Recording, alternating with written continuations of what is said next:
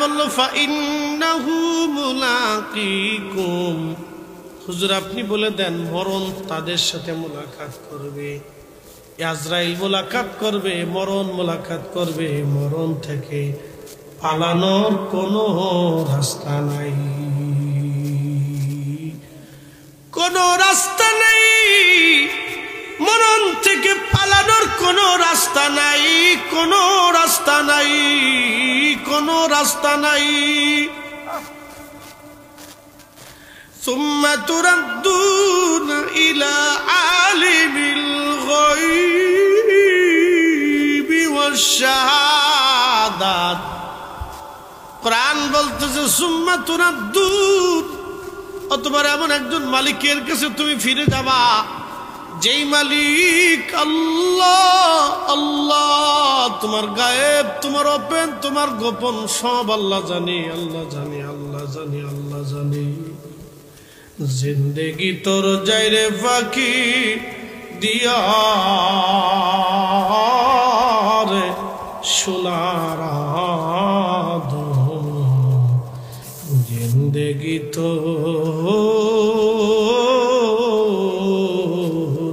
যায় ফাঁকি দিয়া।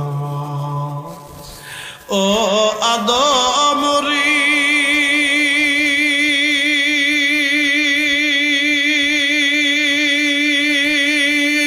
পাগ ধরিয়া গেছে দাড়ি, দন্ত আছে গুটা চারি,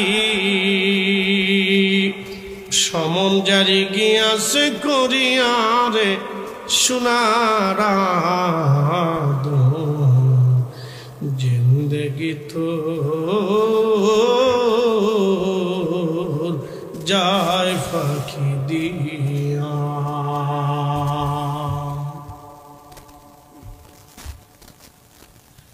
আমি গানবাসী, এই যে মালাকুল মউত আসলো, কোটি কোটি মানুষ নিয়ে গেল, আজও পর্যন্ত তারে দেখা গেল না চেহারা কেমন, কত বড় আকৃতি,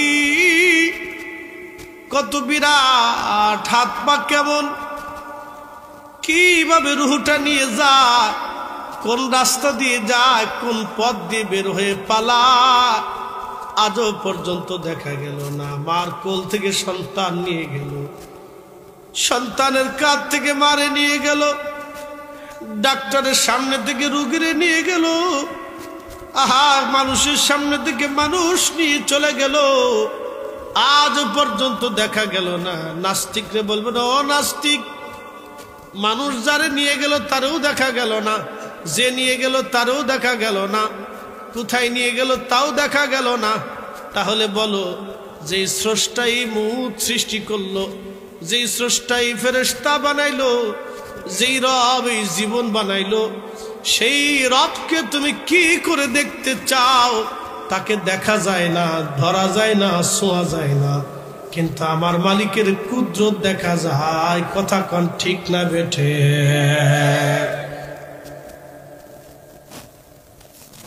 কষ্ট হচ্ছে? আল্লাযীনা ইউমিনুনা বিল গায়ব, যারা গায়েবের উপরে বিশ্বাস স্থাপন করে, আল্লাহ বলছেন তারা সফল কাম। এই কোরআনের ভাষায় তারা সফল কাম, তারা গায়েবের উপরে বিশ্বাস স্থাপন করে। এরপরে আমার মালিক, আচ্ছা ফেরেশতা কি দেখা যায়? কিন্তু আছে না? জোরে বলেন, আছে? না থাকলে জীবন নিয়ে গেল কেডা? দুই কাঁধে দুই ফেরেশতা, কিরামান কাতিবিনা ইয়ালামুনা মা তাফআলুন।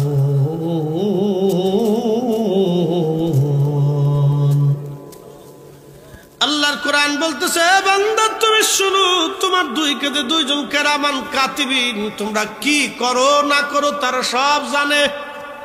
একসাথে বলবেন আল্লাহু আকবার। আল্লাহু আকবার। এই ফেরেশতা বিশ্বাস করতে হবে, কবরের ভিতরে আযাব হয়, শাস্তি হয়, আরাম হয়, বিশ্বাস করতে হবে। বন্ধু খুব মনোযোগ দিন। এরপর আল্লাহ বলতেছেন আল্লাযীনা ইউমিনুনা বিল গায়বি ওয়া ইউকিমুনাস সালাহ, যারা নামাজ কায়েম করে নিজের জীবনে, পরিবারের জীবনে, সমাজের জীবনে, রাষ্ট্রীয়ভাবে যারা সালাত প্রতিষ্ঠিত করে নামাজ কায়েম করে, আল্লাহ বলতেছেন তারা সফল কাম। সালাত সালাত, নামাজ নামাজ নামাজ, 5 ওয়াক্ত নামাজ। এই নামাজ কায়েম করার জন্যই তো মসজিদ বানানো হয়। কি কথা কন না কেন? মসজিদ ছাড়া কি করে নামাজ কায়েম করবেন? মসজিদ ছাড়া নামাজ হয় না। ওয়ারকাউ, এই কোরআন বলতেছে ওয়ারকাউ মা'আর রাকিঈন, তোমরা রুকুকারীদের সাথে রুকু করবে, জামাতের সাথে নামাজ পড়বে, জামাতের সাথে নামাজ পড়বে। জামাতের সাথে নামাজ পড়ার জন্য মসজিদ বানাইতে হয়। যারা মসজিদ বানায় তারা কপালওয়ালা, যারা মসজিদের খেদমত করে তারা কপালওয়ালা, যারা মসজিদের সাথে লেগে থাকে তারা কপালওয়ালা। বলে হুজুর দলিল কি? কিয়ামতের মাঠে, হাসরের মাঠে এই সমস্ত ব্যক্তিদেরকে আমার আল্লাহ আরশে মুআল্লার নিচে জায়গা করে দিবে, যাদের দিলটা মসজিদের সাথে ঝুলায়ে রাখে, দিলটা মসজিদের সাথে ঝুলায়ে রাখে। কঠিন হাসরের মাঠ, আরশে মুআল্লার ছায়া ছাড়া আর কোনো ছায়া নাই। আছে? হাউজে কাউসারের পানি ছাড়া আর কোনো পানি নাই। সূর্য থাকবে 1.5 থেকে 2 মাইল উপরে, প্রচন্ড গরমে থুতনি পর্যন্ত ঘামে ডুবে যাবে, কারো বুক কারো নাভি পর্যন্ত ডুবে থাকবে। প্রচন্ড তৃষ্ণায় মানুষের জিহ্বাগুলি কুকুরের জিহ্বার মতো ঝুলতে ঝুলতে থাকবে। মানুষ উম্মাদের মতো হয়ে যাবে, পাগল ভরা হয়ে যাবে। ছায়া নাই, খোদার আরশে মুআল্লার ছায়া ছাড়ার কোনো ছায়া নাই। কি উপায় সেই দিন? নবীজি বলতেছেন 7 শ্রেণীর বান্দাকে আল্লাহ আরশে মুআল্লার নিচে জায়গা করে দিবে। 1 নাম্বার দুনিয়াতে যারা ন্যায় বিচার করত, 2 নাম্বার যারা মসজিদ থেকে বের হইয়া নিজের দিলটাকে মসজিদের সাথে ঝুলায় রাখতো, 3 নাম্বার ডান হাতে দান করলে যারা বাম হাত জানে না, ডান হাতে দান করলে বাম হাত জানে না। 4 নম্বর যে একজন আরেকজনকে আল্লাহর জন্য ভালোবাসে।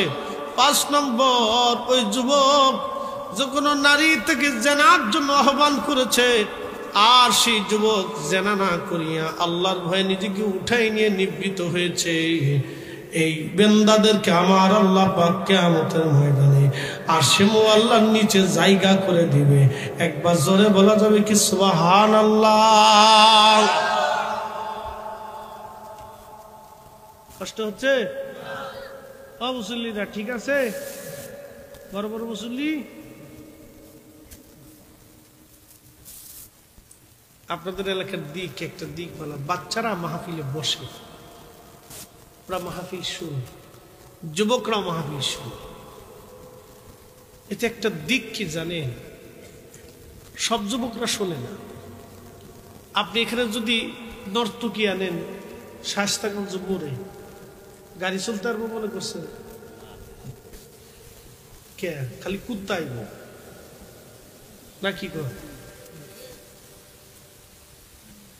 পুরা শায়েস্তাগঞ্জ একবারে কুত্তায় ভরিয়ে দেবে না, যে কুত্তার লেগে গাড়ি চালাবো না নাকি? মানুষ আইব, মানুষ, এটাও কিন্তু মানুষ। লাখে লাখে যুবক যুবতী বেড়া বেড়ি কোথার থেকে যাইছে আপনি নিজে কইতেন না। লাখে লাখে, বাপরে বাপ, কোথার থেকে না কিসের দাওয়া সিডনি তা বড় কিচ্ছু করা লাগবে। লাখে লাখে এরা মানুষ, কিন্তু আসলেই তারা চেহারা সুরতে দেখতে মানুষ, কিন্তু আসলেই মানুষ না। হ্যাঁ কথা বলেন না কেন? ঠিক কিনা? ও মানুষ হতে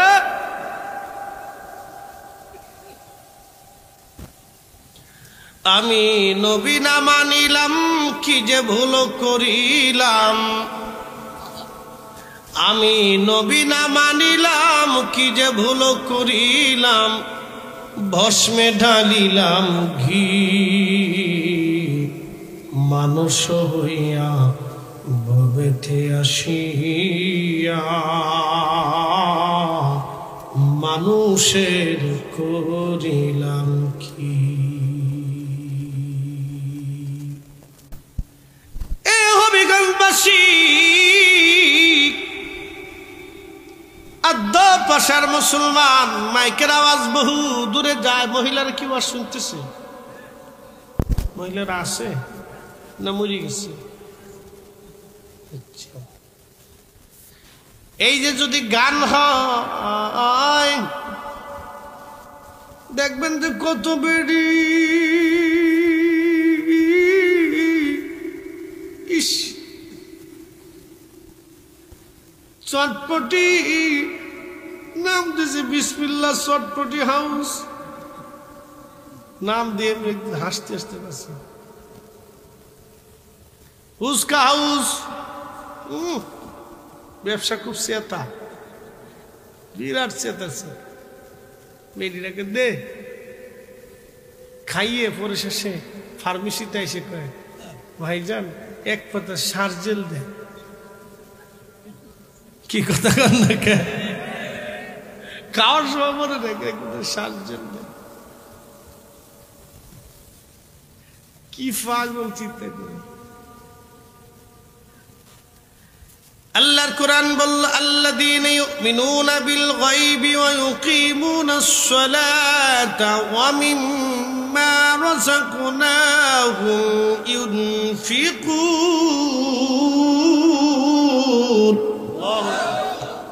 সফল কাম তারা যারা গায়বের উপর ঈমান আনে, সালাত কায়েম করে, সালাত কায়েম করে, সালাত কায়েম করে, মসজিদ বানায়, মসজিদে সেবা করে, মসজিদে খেদমত করে, ঝাড়ু দেয়, নির্মাণ করে, টাকা দেয়, অর্থ দেয়, পয়সা দেয়, মাথায় খাটে, গায়ে খাটে, মসজিদ বানায় দেয়, পরিষ্কার করিয়া দেয়। আল্লাহ বলেন তারা সফল কাম, সফল কাম, সফল কাম, সফল কাম। আর যারা কনসার্ট বানায়, নাটক সিনেমা বানায়, গায়ক বানায়, এই সমস্ত আবি যাবি দুনিয়াদারি ল্যাংটা ফ্যাংটা, এই সবগুলি শয়তানের দলাল। কথা কন না কেন?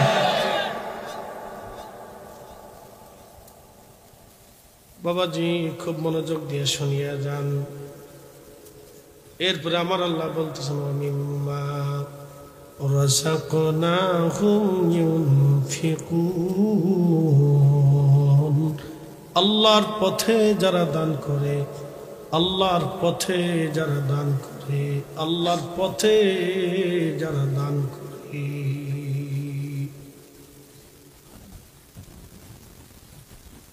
আল্লাহর পথে যারা দান করে, আল্লাহর পথে যারা দান করে, তারা সফল কাম। আল্লাহর কোরআন বলতেছে, وأنفقوا مما رزقناكم من قبل أن يأتي أحدكم الموت فيقول ربي لولا أخرتني إلى أجل قريب।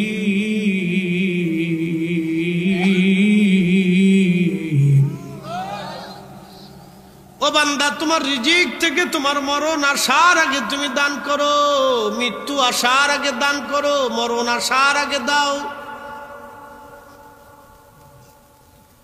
মৃত্যু আসার আগে তুমি দান করো, মরণ আসার আগে তুমি দান করিয়া দাও। মরণ আসার আগে তুমি দান করো বান্দা। যদি দান না করো রে বান্দা, এই কোরআনে আমার আল্লাহ বলতেছেন, ফায়াকুল রাব্বি লাউলা আখরতানি ইলা আজালিন করিব।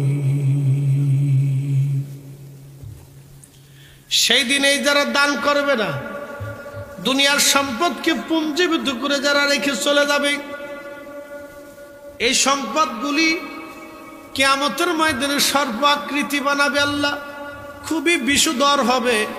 এই সম্পদ গলার মধ্যে পাচাইয়া, শরীরের মধ্যে পেঁচাইয়া সাপটা তার মুখের মধ্যে কামড়াইতে থাকবে, গোশতগুলি কামড়ায় কামড়ায় টেনে নিয়ে চলে আসবে। আল্লাহ নবী বলেন ওই সাপের বিষ এতই জটিল, এক কামড়ে 40 বছর পর্যন্ত বিষের ক্রিয়া চলতে থাকবে। 40 বছর।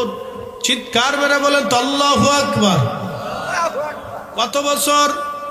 40 বছর ধরে সাপের ক্রিয়া তখন চলতে থাকবে। ওই সাপে যদি একবার দুনিয়াতে নিঃশ্বাস ফেলতো, নবীজি বলতেছেন তামাম দুনিয়া পুড়িয়া সারকার হয়ে যাইত। এত জটিল কঠিন সাপ কিয়ামতের ময়দানে শরীরের মধ্যে বাঁচাইয়া, গলার মধ্যে বাঁচাইয়া, মুখের মধ্যে কামড়াইতে থাকবে। নবী বললেন দুনিয়ার মানুষ কঠিন হাসরের মাঠের এক পাশে তাদের জায়গা করা হবে। এই জায়গার মধ্যে ধরে কামড়াইতে থাকবে, কামড়াইতে থাকবে। কতদিন? সব জিন জাতির হিসাব হয়ে যাবে, সব ফেরেশতা জাতির হিসাব হবে, সব পশু পাখি সৃষ্টির হিসাব হবে, সব মানব জাতির হিসাব শেষ হয়ে যাওয়ার পরে যারা আল্লাহর পথে দান করে নাই, আল্লাহর পথে যারা খরচ করে নাই, আমার আল্লাহ তাদের বিচারের জন্য তখন আল্লাহ ডাক দিবে। তত সময় কতদিন পার হবে?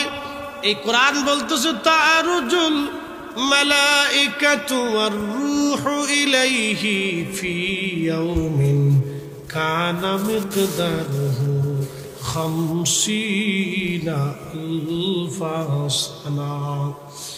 আমার আল্লাহ বলতেছে দুনিয়ার মানুষ, রূহ এবং ফেরেশতা যেই দিন আল্লাহর সমীপে আসবে, আল্লাহর আদালতে দাঁড়াইবে, সেই দিনটা দুনিয়ার 50,000 বছর এক জায়গা করলে যত বড়, হাসরের একটা দিন হবে তত বড়। একবার জোরে বলা যাবে কি সুবহানাল্লাহ।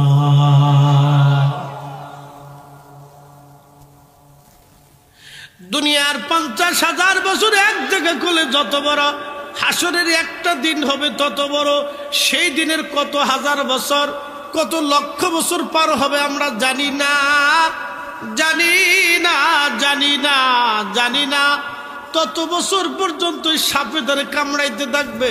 যারা দুনিয়াতে দান করে না, আর এক দল থাকবে বেদানকারী, তারাও এরকম কিয়ামতের মাঠে এক পাশে গোশতগুলি কামড়ায় কামড়ে টেনে টেনে টেনে ছিঁড়ে ছিঁড়ে ফেলবে, আর বলবে ফায়াকুলা রাব্বি আল্লাহ লাউলা আখারতানি ইলা আজালিন করিব, আল্লাহ আমাদেরকে দুনিয়াতে আবার পাঠান, আবার দুনিয়াতে আপনি পাঠান, আল্লাহ আবার দুনিয়াতে পাঠান, আল্লাহ দুনিয়াতে আবার পাঠান, আল্লাহ আবার পাঠান,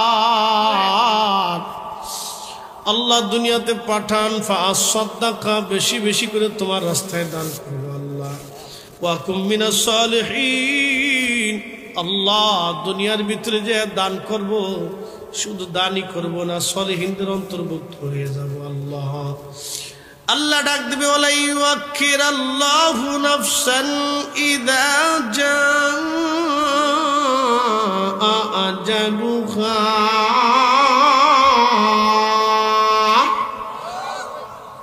আল্লাহ ডাক দিবে বান্দা একবার আর চান্স নাই, হায়াত শেষ হয়ে গেলে দুনিয়াতে থাকার আর সুযোগ নাই, আবার দুনিয়ার থেকে চলে আসলে দুনিয়ায় ফেরত যাওয়ার আর কোনো রাস্তা নাই।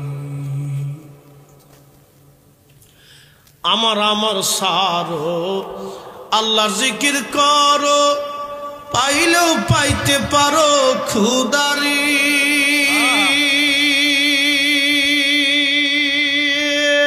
কথা কন না কে, ঠিক কিনা? ও হবিগঞ্জবাসী, সময় নাই, সময় নাই, সময় নাই, দুনিয়ার ধোঁকা ধোঁকা ধোঁকা ধোঁকা। আল্লামা ইমাম ইবনে কাসির আল বেদার মধ্যে একটা ঘটনা লেখেন। হযরত খিজির আলাইহিস সালাতু ওয়াস সালামের কাছে এক ভিক্ষুক এসে বলল, হুজুর আমারে কিছু ভিক্ষা দেন। খিজির তো এমন একজন ওলি, কেউ বলছে নবী, কিন্তু সে ওলি হোক আর নবী হোক, কেউ বলছে ওলি, কেউ বলছে নবী, তবে ওলি হবে। আবে হায়াতের পানি আল্লাহ তারে পান করাইছে। পৃথিবীতে উনার মতো এত বড় লম্বা হায়াত আর কারো নসিবে হবে না।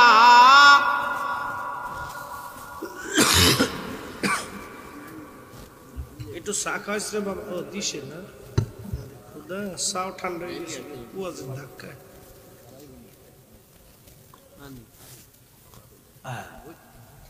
স্বল্প ব্যাটি ভিত্তিক গেলেই যাবে।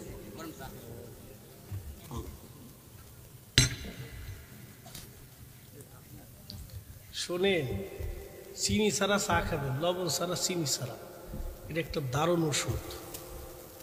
সাথে যদি আদা দিতে পারেন তাহলে আরো ভালো। হুজুর এটা দিতেছেন কে? এই কোরআনে সূরা ওয়াকিয়ার ভিতরে আল্লাহ বলছেন জান্নাতে নেওয়ার সাথে সাথে আল্লাহ সর্বপ্রথম আদার শরবত দিয়ে আল্লাহ শরবত খাওয়াইব। সুবহানাল্লাহ। এই আপনাদের দেশের আদা না, কিন্তু বেহেশতের আদা, জান্নাতের আদা দিয়ে আল্লাহ একটা শরবত বানাইব। একবারে ঢুকাইয়া আল্লাহ আদা দিয়ে একটা শরবত খাওয়াইব। কি যে মজার শরবত! ও একসাথে কইলেন না সুবহানাল্লাহ? কিসের শরবত? আদা। জোরে কর। এই জন্য আদা খাবে। আদা খুব ভালো জিনিস, বেশি করে খাবে। একবারে বেশি হ্যাঁ খাবেন না, বিরাট পাকিস্তানে খুব মজবুত থাকে আদা। গ্যাস্ট্রিকের এক মহা ওষুধ আদা। যেমনি খাইতেছে এইভাবে খাবে। জীবন ট্যাবলেট খাওয়া লাগবে না, গ্যাসের কোনো ট্যাবলেট খাওয়া লাগবে না। আমার আগে অনেক প্রবলেমও ছিল, দ্বারা গ্যাস্ট্রিকের গোষ্ঠী কিলাইলি দ্বারা বিরাট জিনিস, খালি খাইতে বললি সারে। অনেকে তাহলে মজা মেরে চিনি দে, বাড়াই দে, পরে মুতার বেড়া হওয়া। মুতার বেড়াম চিনছেন, ডায়াবেটিস। একটু পরে পরে খালি মুততে দৌড়ায়।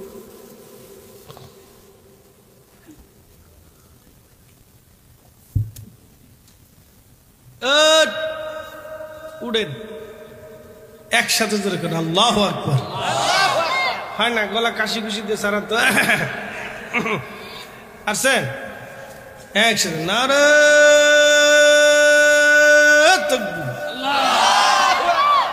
নারে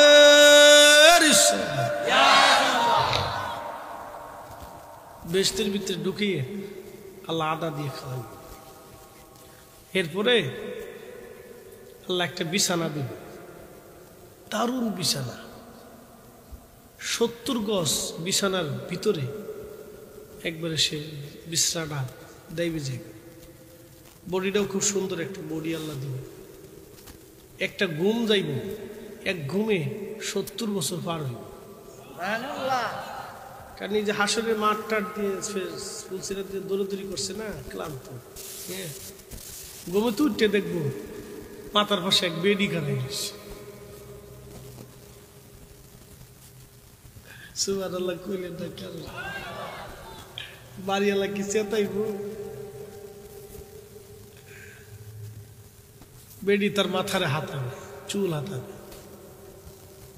তাকায় দেখবে সর্বনাশ। এত সুন্দর হুর আল্লাহ পাক সৃষ্টি করছে, এত নয়নে বিহাম, এতই সুন্দরী। ইয়া রাব্বি আল্লাহ।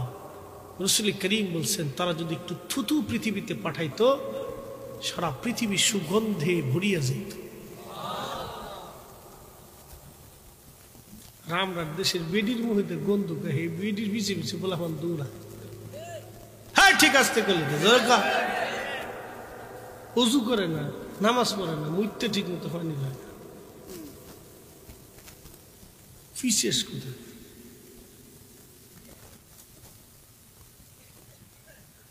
আসেন কে শ্বশুরবাড়ি এলাকা মাইনে এলাছে না, ইউজ করা যাবে না। সর্বনাশ। এলাকার যাওয়াই তো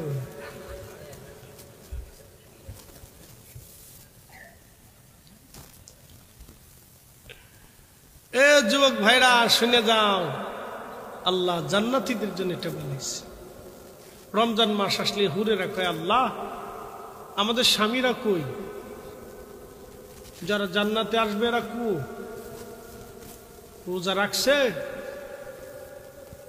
বেরোজগার। হবিগঞ্জবাসী,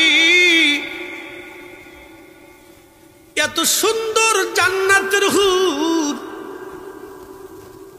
তাদের একটা আঙ্গুল যদি পৃথিবীর মধ্যে পাঠাইতো, এতই সুন্দর নয়নাভিরাম ওই জান্নাতের হুরেরা দুনিয়াতে তাদের আঙ্গুল যদি পাঠাইতো নখ, এই নখের আলোতে সারা পৃথিবী আলোকিত হয়ে যাইত। একসাথে বলবেন না সুবহানাল্লাহ। এত সুন্দর পবিত্র সতী সাধবী, সুগন্ধময় পোড়া শরীর থেকে সুঘ্রাণ আসতে থাকবে, ঘ্রাণ আর ঘ্রাণ, ঘ্রাণ আর ঘ্রাণ। জান্নাতি তাকায় দেখবে এত সুন্দর, এত সুন্দর। আল্লাহ জান্নাতের মাথায় এভাবে হাতেইতে থাকবে 70 বছর। কেউ বলছে 70,000 বছর, বর্ণনার ভিন্নতা হতে পারে। এক ঘুমে কাটাই দিবে, ঘুম থেকে উঠা দেখবে হায় হায়, আল্লাহ এত সুন্দর স্ত্রী তারে দান করবে, এমন বিবি তারে দান করবে, এই হুরদের সঙ্গে আল্লাহ বিয়ে পড়াই দিবে। দেখা মাত্রই শান্তি। একবার জোরে বলা যাবে আল্লাহু আকবার। আর আমার দেশের পোলাপান বেড়ি মানুষের পিছনে দৌড়াও, কোনো লাভ নাই, আল্লাহর পিছনে দৌড়াও। মসজিদে আসো, নামাজের কাতারে দাঁড়াও, একামতের কাতারে দাঁড়িয়ে যাও, সালাত কায়েম করো। সফল কাম তারা, ওই নয়নাভিরাম স্ত্রী তারা পাবে যাদেরকে দেখলে কলিজা ঠান্ডা হয়ে যাবে। ওই জান্নাত এত বিরাট, এত সুন্দর, ওই জান্নাত কোনো চোখ কোনো দিন দেখে নাই, এত সুন্দর করে আল্লাহ বানাইছে। দুনিয়া যদি এত সুন্দর হয় তো জান্নাত কত সুন্দর, আল্লাহ জান্নাত বানাবে। ওই জান্নাত যদি পেতে চাও, আল্লাহর কোরআন বলে বেশি বেশি বেশি বেশি করে সদকা দাও, বেশি বেশি করে দান করো, তোমার রিজিক থেকে তুমি খরচা করো। ওই জান্নাত যদি পেতে চাও খরচা করো।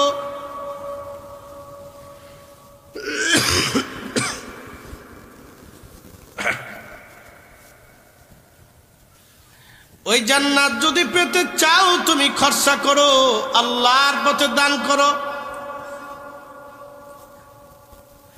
আল্লাহর পথে তুমি দান করো, আল্লাহর পথে তুমি দান করো। ওই জান্নাত আল্লাহ তোমারে দিবে। যুবকদেরকে বলে যায়, যুবক আপনাকে বলতেছি আসেন নামাজের কাতারে। এরপরে আল্লাহ বলতেছেন, ওয়ামিম্মা রাযাকনাহুম ইউনফিকুন আল্লাযীনা ইউমিনুনা বিমা উনজিলা ইলাইকা ওয়া মা উনজিলা মিন ক্বাবলিক। নবী গো, আপনার উপরে যা নাজিল হয়েছে এই কোরআনের আইন যারা মেনে মেনে মেনে মেনে চলবে, এই কোরআনের আইন যারা মেনে মেনে মেনে মেনে চলবে, এবং আপনার পূর্বেও ঈসা, মূসা, হারুন, জাকারিয়া, হযরত ইয়াহইয়া, ইমরান, ইউনুস, ইউসুফ, ইয়াকুব, আইয়ুব, আর হযরত ইসহাক, ইব্রাহিম, আদম, হারুন এবং শীশ আলাইহিস সালাতু ওয়াস সালাম, দাউদ ও সুলাইমান, এই নবীদের উপরে আল্লাহ যেই কিতাব নাজিল করেছিল এটার উপরে যারা একই আনবে, বিশ্বাস রাখবে। এরপর আল্লাহ বলতেছেন, নবিল আখিরাতি হুম ইউকিনুন, আখিরাতের প্রতি যারা পরিপূর্ণ ইয়াকিন রাখবে, ইয়াকিন রাখবে। আল্লাহ এই কোরআন বলতেছে, উলাইকা আলা হুদাম মির ربهم وأولئك هم المفلحون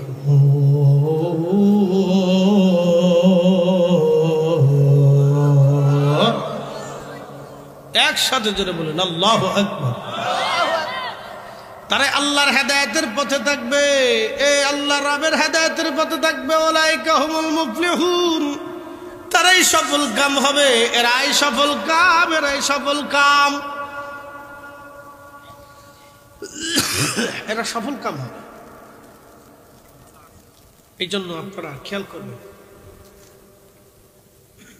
এদেরকে আল্লাহ সফল কাম বানাবে। সেই জন্য আমাদের উপরে আল্লাহ যে বিধান দিছে, বিধান আমাদেরকে মাইনে চলতে হবে। যদি চলতে পারি তাহলে আমরা কামিয়াব, সাকসেস। আর যদি চলতে না পারি জীবন বৃথা হয়ে যাবে। ও নবীর উম্মত, খুবই মনোযোগ দিয়ে শুনিয়া যান। বলছিলাম ওই শহরবাসীর কথা, মনে আছে না আপনাদের? ওই যে মুর্দার সামনে নিয়ে বসে রয়েছে, লোকটা ডাক দেয়া বলতেছে, আল্লাহর বান্দারা, আমি ব্রিটিশদের চাকরি করি, যদি ঠিক মতো অফিসে যাইতে না পারি আমার চাকরি নিয়ে ঝামেলা হবে, তোমরা আমার ছেড়ে দাও। লোকেরা বলল, না, আমরা গরিব মানুষ, আমরা অশিক্ষিত মানুষ, কিভাবে জানাজা দেয় আমরা জানি না, আপনি দয়া করে আমাদের জানাজা দাফন কাফন সব আপনি সাহায্য করেন, আমরা আপনার সমস্ত কাজ আমরা সাহায্য করে দেব। লোকটা দেখাই দিলেন, এইভাবে কবর খোঁচো, কাফনের কাপড় নিয়ে আসে এত পরিমাণে, গোসলের জন্য খাটিয়া নির্ধারণ করো, পানিটা নিয়ে আনাও, গরম করো বড়ই পাতা দিয়া, পানিটা নিয়ে গরম টরম করিয়া গোসল টোসল দিয়া, এরপরে মুর্দার কাফনের কাপড় টাপড় পরাইয়া খাটিয়াই করে জানাজার নামাজ পড়াইয়া ওই আল্লাহর বান্দা নিয়ে গেল কবরে। কবরে সুন্দর করে নামাইয়া মাটি টাটি দিয়া উনি চলে গেলেন। চলে যাওয়ার পরে অফিসে যায় দেখলেন আইডেন্টি কার্ড আর ওনার পকেটে নাই। চিন্তিত, ব্রিটিশদের আইন খুব কড়া, আইডি কার্ড শো করতে না বলে তো বিপদ, কেমনে হারাই গেল। চিন্তা করতে করতে চিন্তা করলেন, আমি তো আইডি কার্ড আনছিলাম, কিন্তু আইডি কার্ড কোথায়? লোকটা চিন্তা করে করে চিন্তা করলেন, বুক পকেটে রাখছিলাম, মুর্দারে নামানোর সময় ওই তার বুকের কাছে অথবা শরীরের আশেপাশে কোথাও পড়ে গেছে। আবার সাইকেল চলে আসছে, আসার পরে লোকেরা, শুনো, তোমরা তোমাদের উপকার আমি করছি, তোমরা আমার একটু উপকার করো। বলে, কি উপকার? বলতেছে, দেখো আমার আইডি কার্ডটা হারাই গেছে, আমার আইডি কার্ডটাই কবরের ভিতরে পড়ছে, আমার বুক পকেটে ছিল। আমার মন বলে, মুর্দারে যখন কবরে নামাইছি, কবরে নামানোর সময় আমার বুক পকেট থেকে আইডি কার্ড পড়ে গেছে। গ্রামের মানুষ ডাক দেখো, আল্লাহর বান্দা, আমরা তো গরিব মানুষ, লেখাপড়া নাই, আমরা তো মাসলা মাসাইল কিছু বুঝি না, আপনি যদি সরায় টরে কোনো সিস্টেম করে নিতে পারেন তো নিয়ে যান, এটা তো আমরা বুঝি সুঝি না। বলতেছে, তাহলে বুকের উপর থেকে মাথার এখান থেকে মাটি সরায় দেন, আমি কয়েকটা বাঁশ সরাইয়া কবরের ভিতর থেকে ওই আইডি কার্ডটা নিয়ে চলে যাই। তারা বাঁশ সরাইলো, আগে মাটি সরাইলো, মাটি সরায় বাঁশ সরে আল্লাহর বান্দা মাথার দিক থেকে হামু দিয়ে কবরের ভিতরে ঢুকে দেখলো, হায় হায়, কবর আর আগের মতো নাই, একবারে পোড়া কবরটা আল্লাহ ফুলের বাগান বানাইয়া জান্নাতের বাগান বানাই দিছে। না না, চিৎকার মেরে বলেন আল্লাহু আকবার।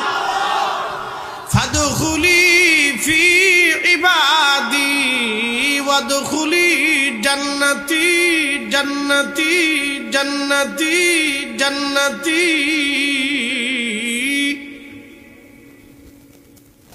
কোরআন বলতেছে, এ প্রশান্ত আত্মা, দুনিয়াতে ভেজাল বাঁধাও নাই, গীবত করো নাই, তহমত করো নাই, মিথ্যা বলো নাই, অন্যায় করো নাই, মানুষ ঠকাও নাই, নামাজ ছাড়ো নাই, হক হালাল মতো চলছো, কোটি কোটি টাকা ছিল হারাম খাও নাই, অন্যায় করো নাই, তুমি আজকে প্রশান্ত আত্মা চলে আসো। আমি তোমার জন্য যে কবর বানাইছি এটা জান্নাতের ঘর, তুমি আইসেই দেখো। নবী বলেন আল কবরু রাউযাতুম মিন রিয়াজিল জান্নাহ, কিছু কিছু কবর আল্লাহ জান্নাতের বাগান বানায়া দেয়। একসাথে জোরে বলেন আল্লাহু আকবার। আরে নবীর কারণে উম্মতের কবর যদি জান্নাতের বাগান হয়, আজকে ওরা যারা 8 টাকার তারাবি পড়ে ওরা বলতেছে নবীর কবরকে কবর বলতে হবে, রওজা বলা হারাম, রওজা বলা যাবে না। যারা নবীর কবরকে রওজা মানে না ওরাই হলো শয়তান, ইহুদিদের দালাল। জোরে বলেন, জোরে বলেন, হাত উঁচা করে বলেন। ওরাই আজকে তারাবির নামাজ বানিয়েছে 8 টাকা, 12 রাকাত চুরি করে বলেছে আন্তর্জাতিক খ্যাতি সম্পূর্ণ সুরা। মসজিদে যেটা জুতা চুরি করে এটা হলো খয়রাতি চোর, কথা ঠিক কিনা? ওরা হলো খয়রাতি চোর। আর যারা মসজিদ থেকে নামাজ চুরি করছে ওরা হলো আন্তর্জাতিক সিস্টেমের চোর। শয়তানে কয় দুলা ভাই তুমি থাকতে আর আমার কোনো চিন্তা নেই, তুমি যা কইরে দিছো তা আমি এই বলছি 1400 বছরও পারি নেই। কি কথা খারাপ গেছি ভাই? এ জমিনে শাহজালাল রহমতুল্লাহ সামনে সিলেটের মানুষ আপনারা 360 জন ওলি আপনাদের মাটির নিচে ঘুমাই রয়েছে। আহা কত দামি মাটি, আমি ভাষায় প্রকাশ করতে পারবো না বাবা। এ মাটি কত দামি আমি ভাষায় প্রকাশ করতে পারবো না। অলিদের দেহ যে মাটির সাথে লেগে রয়েছে এটা যে কত দামি এটা আমি ভাষায় প্রকাশ করতে পারবো না। এটা বলার মতো এই যোগ্যতা আমার নয়। এটা কত দামি, এই মাটির নিচে যারা চলে গেছে তারা জানে মাটির দাম কত দামি। খুব মনোযোগ দিয়ে 750 বছর ধরে এই জমিন ইসলাম আসছে। 360 জন ওলি জমিন ইসলাম এনে প্রতিষ্ঠিত করলেন। আহা কথা বুঝতে হবে। 750 বছর ধরে উন্ডা যে ইসলাম এনেছিলেন এই ইসলাম এখনো এ দেশেই চলে। কি কথা কন না কেন? 750 বছর ধরে চলতেছে ইসলাম। মদিনার থেকে যে ইসলাম সুলতানে আউলিয়া সুলতানে বাংলা হযরত শাহজালাল ইয়ামানি মুজাররিদি রাহিমাহুল্লাহ যে দ্বীন এনেছিলেন, যে কালেমা এনেছিলেন, যে নামাজ এনেছিলেন, যে রোজা এনেছিলেন, যে দোয়া এনেছিলেন, যে বিধিবিধান এনেছিলেন, 750 বছর ধরে এই জমিনের কোটি কোটি কোটি কোটি মুসলমান সেই দিন মানে, সেই ধর্ম মানে, সেই ইসলাম মানে। আজকে নতুন করে মসজিদ বানাইয়া আমার সমাজে তোমরা কারা 8 টাকার তারাবি চালু করিয়া বুকের উপর হাত বাঁধা নামাজ পড়াইয়া আমিন জোরে চিল্লান মারিয়া নামাজের পরে দোয়া বাদ দিয়া নতুন ধর্ম তোমরা যারা শিখাইতে চাও এটা আমরা মানব না, মানব না, মানব না। কারণ এ জমিন 360 আউলিয়ার জমিন। উন্ডা 700 বছর ধরে যে দিন শিখিয়েছে এদেশের কোটি কোটি মুসলমান 700 বছর ধরে সেই দিনের উপরে আছে। তোমরা নতুন করে আনবার আমরা মানব না। কথা কোন ঠিক না বেঠে?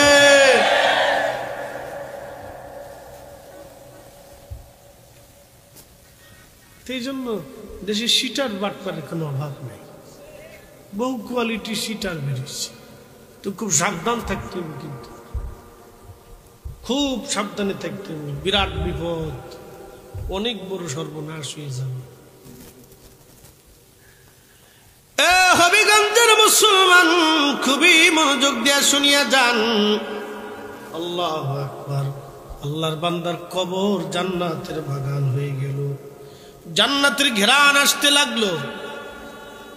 বাস্তব ঘটনা, জান্নাতের ঘেরান আসতে লাগলো। পুরো ঘেরানে 40-50 কিলোমিটার ব্যাপী ঘেরান ছড়িয়ে গেল। একসাথে বলবেন না সুবহানাল্লাহ? হিন্দু মুসলমান সবাই দৌড়ে আসতে লাগলো। কি ব্যাপার? প্রচার হয়ে গেল অমুকের কবরের ভিতর থেকে ফুলের বাগান, জান্নাতের ঘেরান আসতেছে। ঘেরানে ঘেরানে সারা এলাকায় ছড়িয়ে গেল।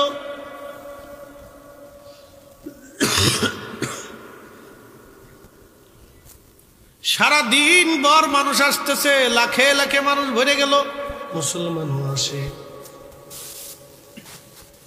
উলামায়ে কেরাম এসে বলল, দেখেন আমরা তো তার হালত বুঝতে পারতেছি, ফাদখুলি ফি ইবাদি ওয়াদখুলি জান্নাতি।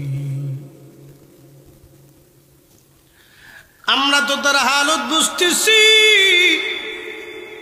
এই লোকটাকে, কবরটাকে আপনারা দাফন আবার সুন্দর করে নির্মাণ করে দেন। কবরটা নির্মাণ করা হলো।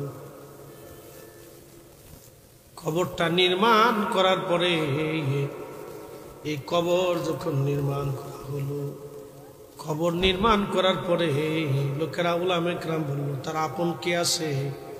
লোকেরা বলল, তার একটা মেয়ে আছে। বলে মেয়েটার কাছে নিয়ে চলেন। সালাম দিলাম। আলেমরা বলল, মা বলেন তো আপনার বাবার জীবনের কি আমল, আজকে কবর জান্নাতের বাগান হলো, কি আমল করতো আপনার বাবা, বলবেন কি? মেয়েটা চোখের পানি ছেড়ে দিয়ে কান্দার বলে, হুজুর আমরা দিনহীন চরের গরিব মানুষ, আমার আব্বা জান দিন আনতো, আমরা দিন খাইতাম, কোনো দিন না খেয়ে থাকতাম, মা মারা গেছে অনেক আগে, আমি আমার বাবা দুইজন, অনেক কষ্টের দিন আমাদের, যা দিন আনি দিন খাই। আমার আব্বাকে দেখছি 5 ওয়াক্ত নামাজ পড়তো, কিন্তু নামাজ পড়ার পরে আমার আব্বা প্রত্যেক দিন এশার নামাজ পড়ার পরে আমার আব্বা জান একটা বই পড়তো। আব্বা বইটা পড়তে পারতো না, শুধু বলতো এটা আল্লাহর কোরআন, আল্লাহর কোরআন আমি পড়তে পারি না। ওই বইয়ের লাইনে লাইনে আঙ্গুল ঘোরাইতো আর বলতো, আল্লাহ এটা তোমার কোরআন, আমি পড়তে পারি না, আল্লাহ এটা তোমার কোরআন, আমি পড়তে পারি না, আল্লাহ এটা তোমার কালাম, আমি পড়তে পারি না, আল্লাহ এটা তোমার কালাম, আমি পড়তে পারি না। আলেমরা বলল, বাবা ওই বইটা নিয়ে আসো তো। মা বইটা এনে দেওয়ার পরে দেখতেছে এটা অন্য কোনো বই না, এটা কোরআন শরীফ। আগের পাতা তো বুঝছেন, জায়গায় জায়গায় দাগ হয়ে গেছে, উঠে গেছে, আঙ্গুল ঘুরাইতে ঘুরাইতে ঘুরাইতে ঘুরাইতে জায়গা থেকে উঠে গেছে, কালা কালা দাগ পড়ে গেছে লাইনে লাইনে। এটার নাম মুহাব্বত, দলিল দিয়ে হয় না। উনি ইখলাসের সাথে এই আমলটা করতো সারা জীবন। গরিব মানুষ, লেখাপড়া ছিল না, চরের মানুষ, একেবারে বিচ্ছিন্ন এলাকা, ব্রিটিশ আমল তো। আল্লাহ এটা তোমার কালাম, আমি পড়তে পারি না, তোমার কালাম আমি পড়তে পারি না। শুধু এই মহব্বতের কারণে আঙ্গুল ঘুরাইতে ঘুরাইতে দাগ পড়ে গেছে, শুধু এই মহব্বতের কারণে। আল্লাহর কালামের প্রতি, কোরআনের প্রতি শ্রদ্ধা, প্রেম, ভালোবাসার জন্য তার কবরটাকে আল্লাহ বেহেশতের টুকরা বানাই দিয়েছে। একসাথে বলবেন সুবহানাল্লাহ। মূল্য যতুল্য এই প্রেম কয়জনে জানে, অমূল্য যতুল্য এই প্রেম কয়জনে বুঝে। ওরে ধনী মানি পাই না যারে, ওরে ধনী মানি পাই না যারে, পায়া সে কানে। অমূল্য যতুল্য এই প্রেম কয়জনে জানে, অমূল্য যতুল্য এই প্রেম কয়জনে জানে।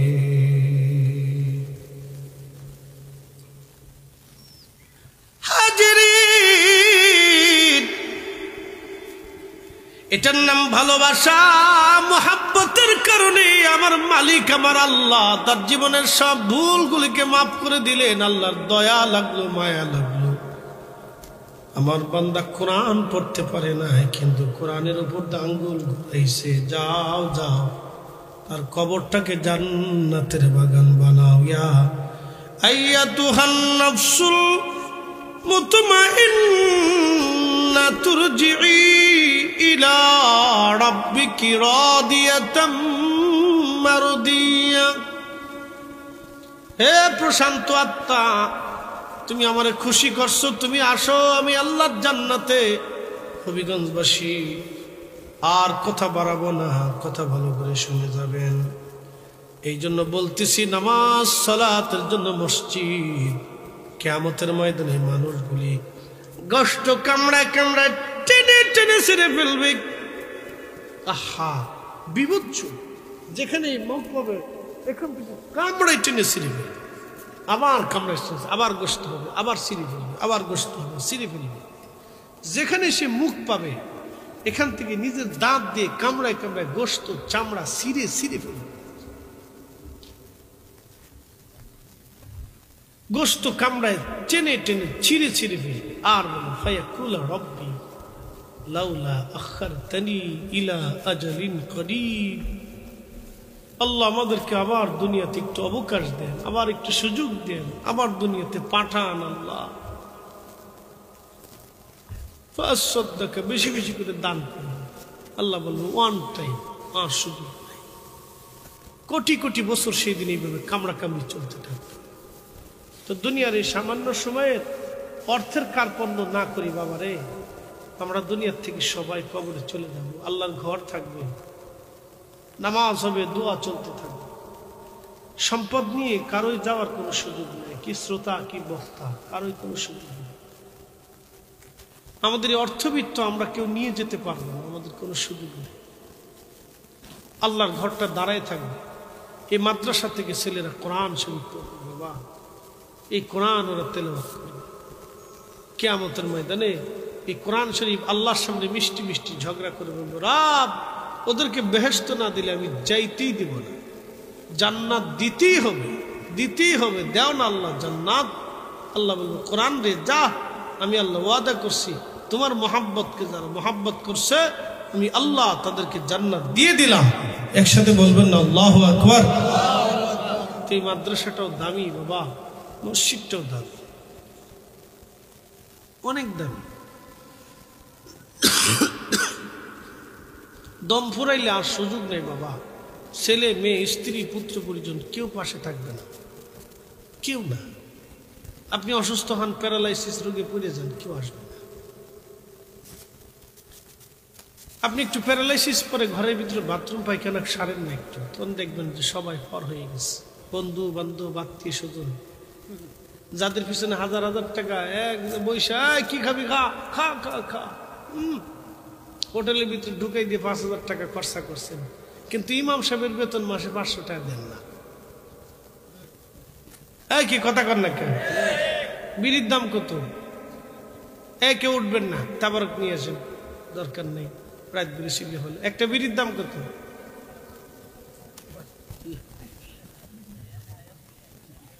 হাইয়া খোঁজ না, না হাইয়া হইতেছে মুসল্লি। আমি না খাইলাম, আমার দাদাই তো খায়।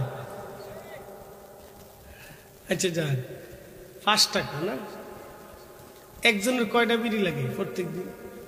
এক প্যাকেটে কয়টা থাকে? 20টা। এক প্যাকেট তো লাগে, লাগে না? তাহলে 20টা, বাপরে বাপ, 20টা বিড়িটা নেই, সর্বনাশ। এক ব্যাটারি জিগে এই মুরব্বী চাচা কয়টা লাগে? বাবা 60টা লাগে।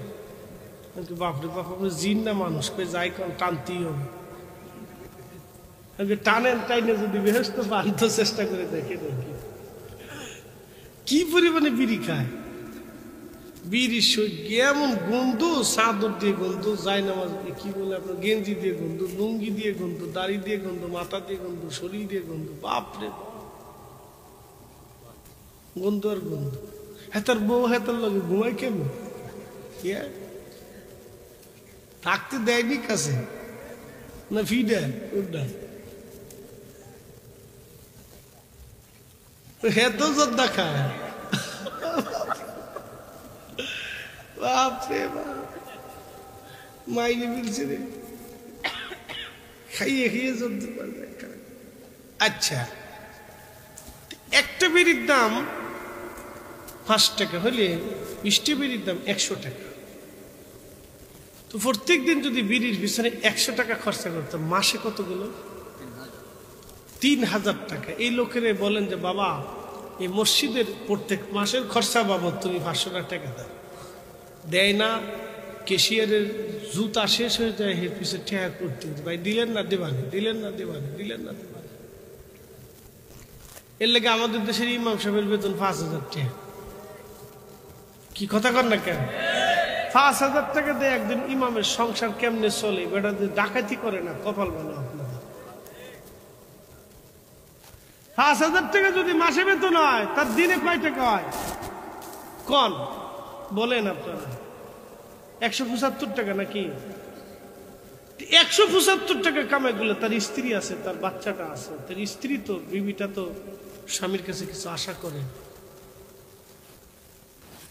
ওই মেয়েটা আমাদের বোন হতে পারে, ভাস্তি হতে পারে, মেয়ে হইতে পারে। কমিটির দোষ আমি দেব না, আমি কোনো মসজিদ কমিটির দোষ দিই, কারণ কমিটি পারে না, মুসল্লির জ্বালা। ও বিড়ির পিছনে খরচা করে, কিন্তু মসজিদের জন্য 200 টাকা দেয় না। কথা কন না কে? হেতে আবার ঘুমায় ঘুমায় স্বপ্ন দেখে জান্নাতে মরে যাওয়ার পরে জান্নাতে নিয়ে 80টা হুল্লে হয়ে থাকবে। শয়তানে হাসে আর কে উড়ে শাসা ময়ূরে দেহ বাটাম চালান কেমন দিবে দে। আহা, পরিসংখ্যান দেয়।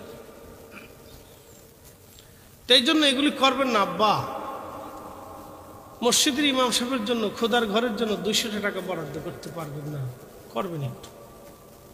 একজন ইমাম আপনার নামাজের জিম্মাদারি নিয়ে সে আপনার সামনে দাঁড়ায়, আপনি জানেন না এটা কত বড় চাকরি। আল্লাহু আকবার, কেউ যদি বুঝতো কত বড় চাকরি, আপনি বুঝেন না। আপনার পুরা নামাজের জিম্মাদারিটা সে নিয়ে দাঁড়ায়। তাহলে ইমাম ও জামিনুন, ইমাম হচ্ছে জিম্মাদার, মুসল্লির নামাজের জিম্মাদারি নিয়ে সে দাঁড়াইছে। এটা অনেক বড় চাকরি। কষ্ট দিয়ে না, ইমাম সাহেবটা বুঝাই দিন। মাসে 200 টাকা তেমন কিছু না, 500 টাকা তেমন কিছু না, দিয়ে দিই। আমি ভুটান গেছি, ভুটানের জাতীয় বৌদ্ধ মন্দিরে আমি গেছি দেখার জন্য। চিন্তা করলাম ভুটান আসছি, একটু বৌদ্ধ মন্দিরটা দেখে যাই। বেশ অনেক আগে মাহফিলে গেছিলাম। আমি ইন্ডিয়া আজকে থেকে যাই, বহুত আগে থেকে। আন্তর্জাতিক হয়ে গেছি 10 বছর আগে। তখন আবার কেউ আন্তর্জাতিক লেহায় কি লেহায় না, আচ্ছা যাই গে সমালোচনা করে লাভ নাই। যে যে লিহে শান্তি হয়, বুঝছেন না? এই খুব মনোযোগ দেন। তো ভুটান গেছি, জাতীয় বৌদ্ধ মন্দির। তো যাই দেখি বৌদ্ধ ভিক্ষু যারা, বৌদ্ধদের হুজুর, এই শালু কাপড় পরা আর হচ্ছে মাথা টাক। তো বৌদ্ধর মন্দির একবারে সোনা দিয়ে বানানো, ওরা মন্দিরটা স্বর্ণ দিয়ে বানানো, খুব সুন্দর। পাহাড়ের পাদদেশে পাহাড় কেটে কত সাইজ করে সুন্দর করে একটা মন্দির বানাইছে। এনে পেগোডা, হেনে খুব যেভাবে বানাইছে আমি ওইভাবে বলতেছি। তার মানে তার ধর্মের প্রশংসা করতেছি না, মানে তাদের একটা সৌন্দর্য করে তারা তৈরি করছে, স্বর্ণ টর্ণ দিয়ে বানাইছে। তো ভিতরে যে বৌদ্ধ কাইতে রয়েছে, এত বড় একটা ফ্যাট বৌদ্ধর মূর্তি আর কি, কাইতে বসে শীতে বসে, অনেক বড় প্যাট। এটারও, এই মূর্তিটারও খুব স্বর্ণ দিয়ে সুন্দর করে তারা বানাইছে, তাদের সুন্দর দিয়ে বানাইছে। কারো ধর্ম নিয়ে সমালোচনা করা ঠিক না, তাতে সে কষ্ট পায়। তো বানানোর পরে আর একটা বসে বসে ত্রিপিটক পাঠ করতেছে। ধর্মের গ্রন্থের নাম হচ্ছে ত্রিপিটক। ত্রিপিটক পাঠ করতেছে, একজন বাঁশি বাজাচ্ছে সুরে সুরে। ত্রিপিটক পাঠ করার সময় ওরা কিন্তু ঢুলতেছে, আমি দেখলাম। আমাদের ছেলেরা কোরআন শরীফ পড়ার সময় যেরকম ঢুলে না, ওরা ত্রিপিটক পাঠ করার সময় একজন বাঁশি বাজাইতেছে আর একজন পাঠ করতেছে। ওই বাঁশির সুরে সুরে ওরা মানে পাঠ করতেছে। তা আমি ঢুকার পরে বৌদ্ধ যেটা বড়টা ভিক্ষু, এটা আমার দেহে বুড়া আঙুল দিয়েছে। ঠিক আছে, হাতে বুঝছে যে এটা মুসলমানের হুজুর আর কি, জব্বা জব্বা গাই দেওয়া, ফাঁক পড়া, আমি এইভাবেই গেছি আর কি। ঠিক আছে, আমু আবার বুড়া আঙুল দেখবে, হ্যাঁ ঠিক আছে। আমার আপনি দেখেছি ঠিক আছে, তা আমু কেন ঠিক আছে, আর কি করবো, কিছু তো কর নাই। আমি ঘুরে ঘুরে দেখলাম আর কি। কিন্তু আমি একটা বিষয় চিন্তা করি যে তারা তাদের মন্দিরটাকে বানানোর জন্য কোটি কোটি টাকা খরচা করছে, আর আমরা মুসলমানরা আমাদের আল্লাহর ঘর মসজিদ বানানোর জন্য সিরা টাকা দেয়। কি কথা কর না ঠিক কিনা? সিরা, আহ বাবা, আমরা মুসলমান, আমরা সর্বশ্রেষ্ঠ জাতি, পৃথিবীর সবচেয়ে শ্রেষ্ঠ জাতি আমরা। আল্লাহ আমাদেরকে শ্রেষ্ঠত্ব দিয়েছে, এগুলো করবেন না। আপনার একটা রিজিকের অংশ থেকে আল্লাহর ঘরের জন্য বরাদ্দ করে দিন, 1 টাকাও নষ্ট হবে না বাবা রে, 1টা টাকাও নষ্ট হবে না। আপনার রিজিকটা ঘরের আল্লাহর ঘরের সাথে লাগাই রাখবেন। আব্বা, দুনিয়ার থেকে আমরা একদিন কবরে চলে যাব। কত মানুষ শূন্য হাতে চলে গেছে আর ফিরে আসেন। কত ধনী কোটি কোটি টাকা সম্পদ রেখে চলে গেল আর ফিরে আসেন। তার অর্থ বিত্ত টাকা পয়সা দুনিয়াতে তাকে বাঁচায় রাখতে পারে। এই যে যমুনা গ্রুপের মালিক কবরে চলে গেছে, আমরা পীর পাইছি গেছে না। একসময় কিচ্ছু ছিল না, একবারে দিনহীন ছিলেন। আমরা পীরের দরবার মাটি কাটত। আল্লাহ, তারে আল্লাহ সম্পদ দিতে দিতে হাজার হাজার কোটি টাকা আল্লাহ দিচ্ছে। বুঝতে পারছেন? ওলিদের দরবারে আল্লাহ পাক বরকত লুকায় রাখে। কথা কন না ঠিক কিনা? আল্লাহর বান্দা কবরে চলে গেছে, তার অর্থ তাকে বাঁচায় রাখতে পারে নাই। বসুন্ধরার মালিক মারা গেল, তার অর্থ তাকে বাঁচায় রাখতে পারে নাই। 80,000 কোটি টাকা রেখে চলে গেল, অর্থ তাকে বাঁচায় রাখতে পারে না। বিল ক্লিনটন, সেও মারা যাবে, পৃথিবীর সবচেয়ে ধনী। এখন নাম কি এটার? Bill Gates. এখন নাম কি?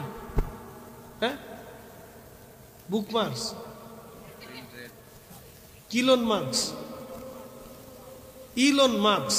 আরে সব নাম কইতে তো দাঁত ছুটে যাওয়ার কায়দা।